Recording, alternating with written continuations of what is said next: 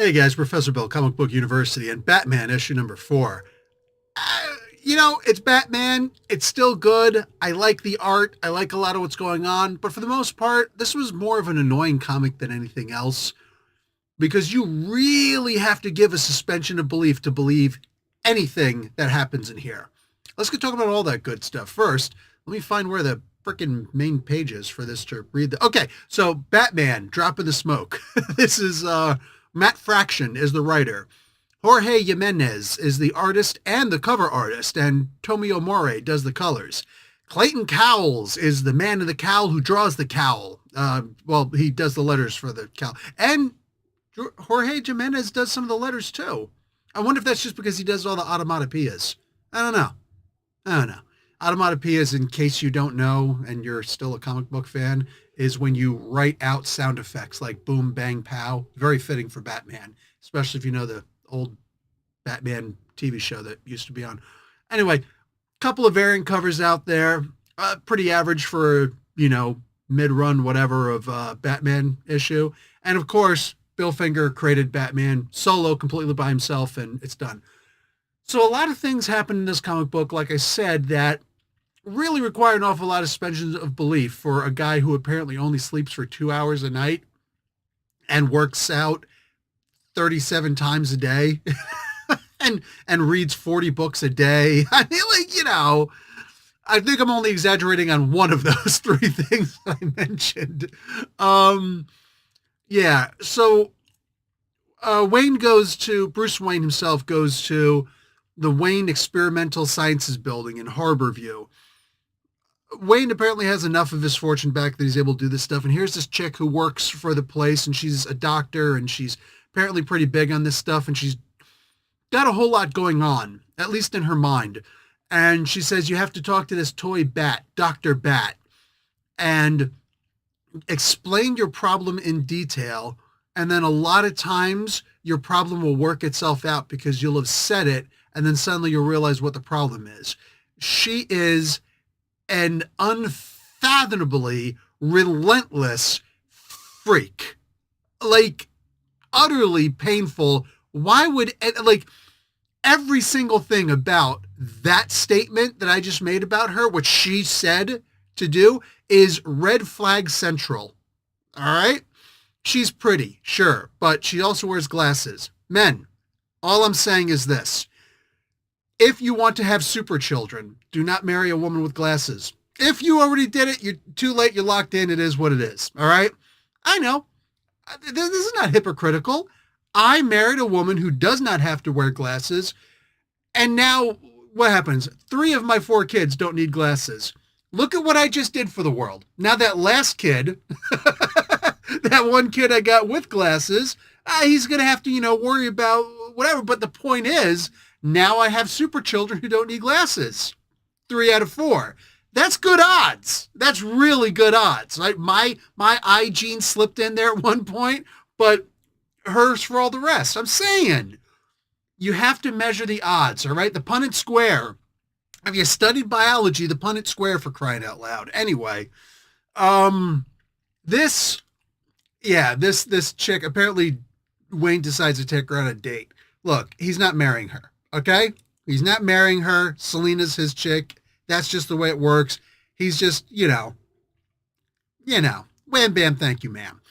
I didn't actually say that because it's a family channel, but you get what I'm saying. You know what I'm saying? I didn't say anything. I'm just saying.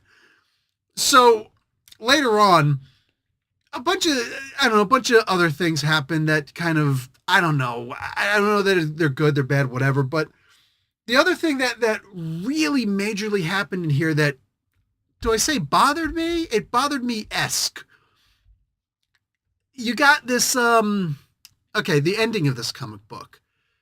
There were certain people killed. And Taurus is responsible for this. I didn't like this because it's like, well, now what do you do? Now what do you do at this point? It's one of those terminal ends where it's like you have exactly one card to play. What are you going to do now? Right? So I don't know how much I believed that. Also, Anarky was in this book. I have Anarky's first appearance. He's a fun character. He's not a great character by any stretch of the imagination, but he's a very fun character. Like, let's just be honest. And I love the hypocrisy here that his name is Anarky, but he's asking for protection of the system, any aspect of the system that will offer him help. That's freaking hysterical. You got to admit, that's really hysterical. The only other part in this comic book that really annoyed me, but I guess it makes sense. I don't know what Jimenez is doing here, but there's some dude who's an absolute drunk. Keep that in mind. This dude's an absolute drunk. It's that one cool Miles Morales kid's dad or grandfather, it looks like. And maybe it's the uncle. I don't know what the relationship is. Anyway, this guy starts talking about, oh, capitalism bad. And the kid seems to be like, yeah, capitalism is bad. And it's like, I don't need to see these silly little things here. He actually, the drunk guy actually says at one point, yeah, end stage. And it's like, gee, end stage capitalism. Who's the only person in history, the first person in history at the very least, to have talked about that? Oh, that's right. That was Karl Marx. The guy who literally did nothing with his entire life, didn't even write his own book, simply dictated and other people wrote it down for him, produced it for him, lived off his parents, lived off of other people, never did a day's work in his entire life, was just a drunk, demon-worshipping jackass.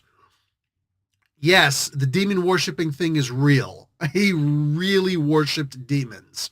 Hated Christianity. I'm just saying. And now I'm actually saying something.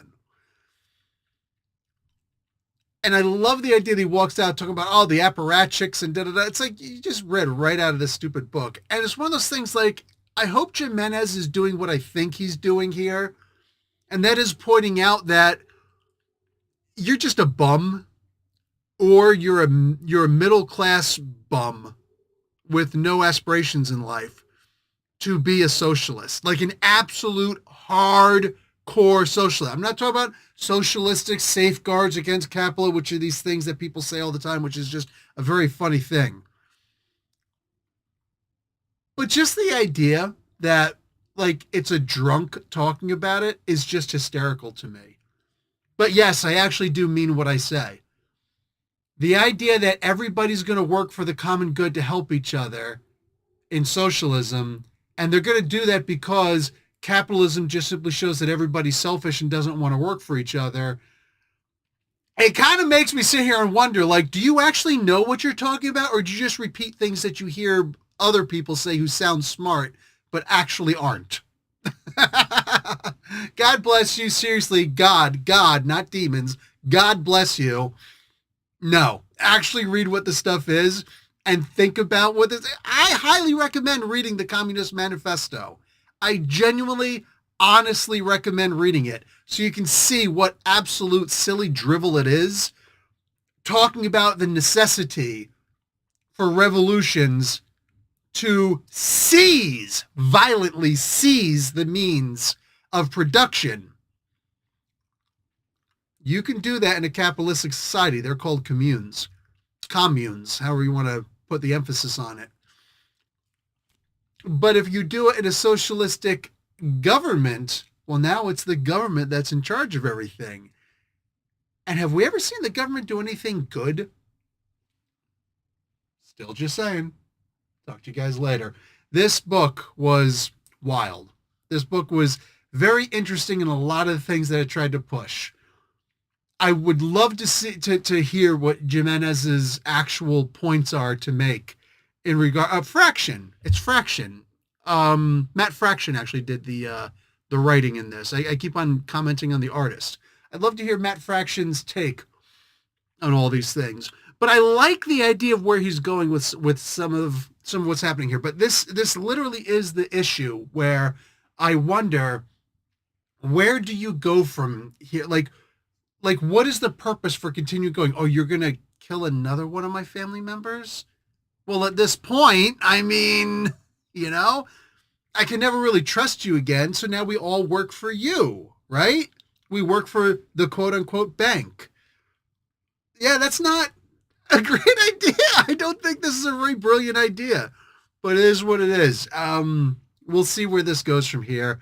Batman's going to try and rescue all these criminals, and we'll see what happens next. Yeah, that's it. I'll talk to you guys later. Like the video, watch an ad. Professor Bill, Comic Book University. Class dismissed.